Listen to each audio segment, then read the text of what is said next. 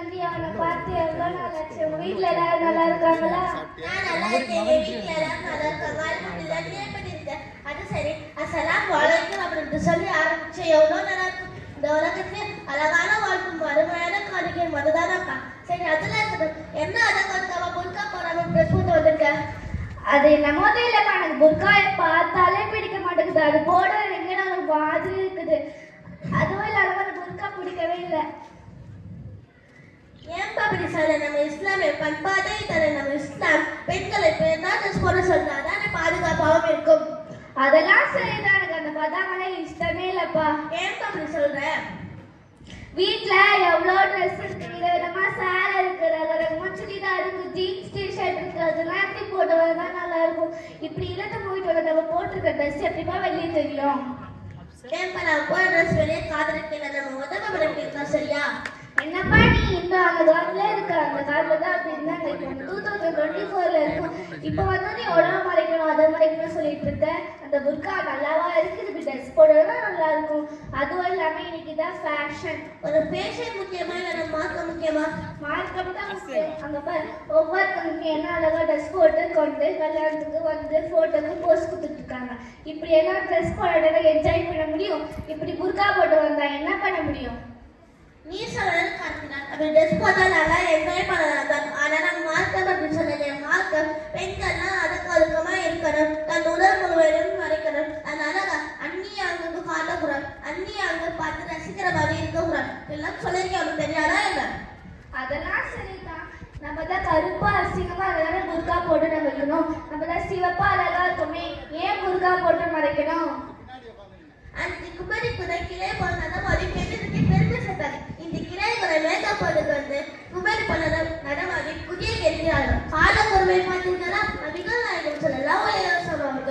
மகாஜிக்கு சென்றிருந்த போது நரகத்தில் ஒரு காட்சியை கண்டார்கள். இந்த பெண்கள் அவர்களை உயர்ந்த கால்களில் நெருப்பு மூட்டப்பட்டு முதல் உறுப்புகள் எல்லாம் முருகி ஓதிக்கொண்டிருந்தது. இவர்கள் யார், ஏன் அப்படி வேதனை செய்யப்படுகிறார்கள் என்று நபி அவருக்கு கேட்டதற்கு இவர்கள் தான் அந்நிய ஆண்கள் பார்ப்பதற்காக தங்களை அலங்கரித்து விட்டவர்கள்.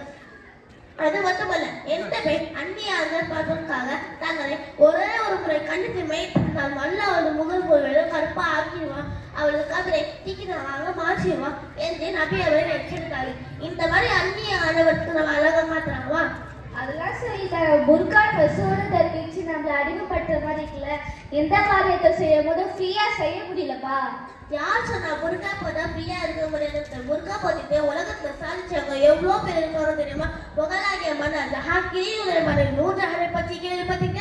அவர் புலிகளை இறக்கி வீரப்பெண்ணை அல்லவா உரிமை தன்னந்தனியாக ஒரே சமயத்தில் 4 புலிகளை வேட்டையாடி வெற்றி இடத்துக்கு வந்தார். பல போர்களும் வீரமாக போர் புரிந்தாங்க நூர்ஜஹான். அவருக்கு ஒரு பொருள் தடையாக இருந்ததில்லை இந்த புர்கா.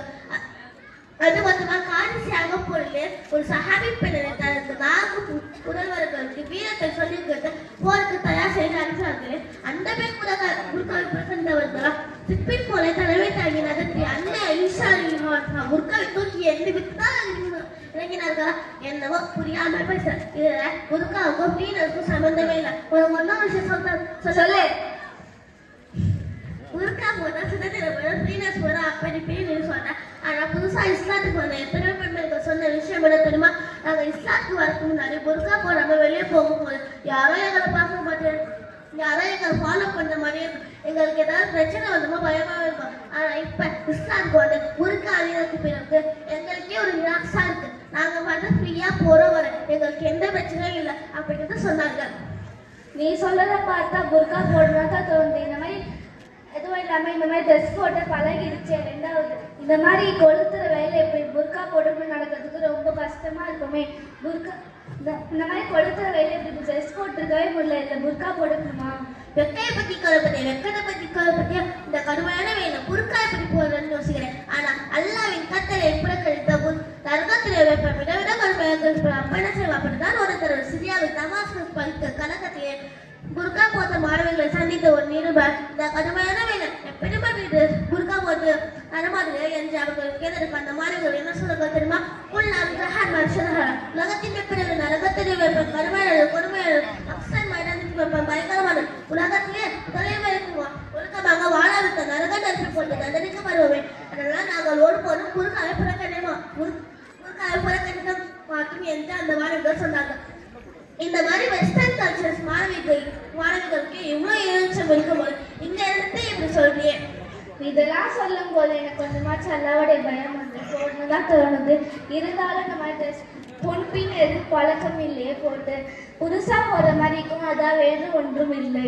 அதை பாய் மாடு அல்லாவின் காபத்தை மனோரம் சாபத்தை பெற்று தருகிற அரைமுறையான போருக்கு வெக்கமில்லை. அந்தியாங்கல கவனம் அறிவிட ஒரு மச்சுட்டிய மீடியம் போருக்கு வெக்கமில்லை. போதும் போடாத மாதிரி இருக்கிற இந்த அரைகுறையான ஆடை போருக்கு வெக்கமில்லை.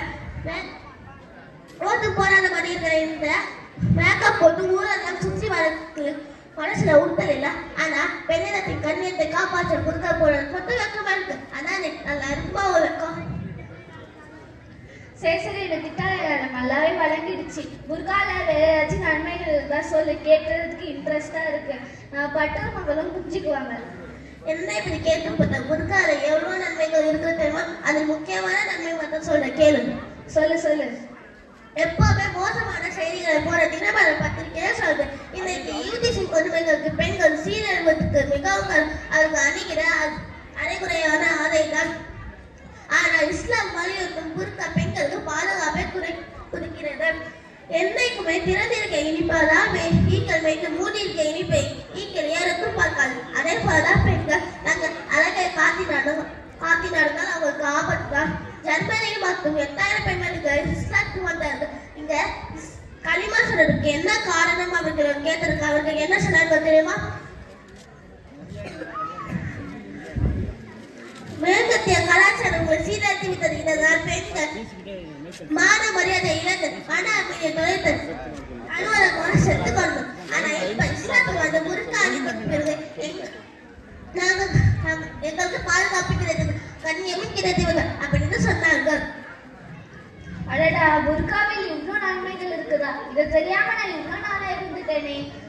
பல பெண்கள் புர்காவை இணையும் போது நான் முஸ்லிமான பிறந்தனா புர்கா அணையாமல் இருந்துட்டேனே.